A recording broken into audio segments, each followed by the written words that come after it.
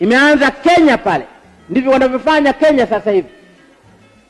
Sasa msidhani nyinyi hapa Tanzania mnayo bahati ya ajabu sana. Mnaweza kuanza fujo za ovyo tu alafu mkapona. Sheria ni ile ile tu inayowapata wa Kenya itawapata na nyinyi.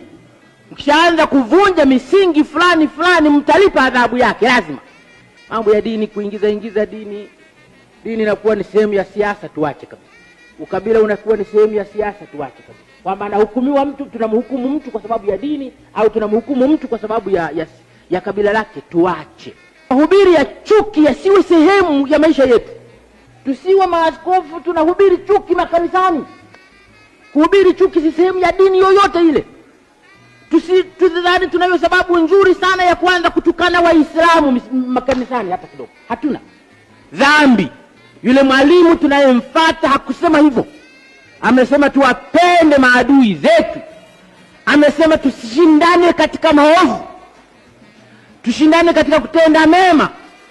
Lakini hapa Tanzania sasa hivi naona yako mashindano ya maovu. Akisimama shehe moja msikitini akatukana sana, atatokea padri na yeye asimame na yeye atukane sana. Hawa wanafanya kazi ya shetani wote. Kiongozi shupavu asiyopenda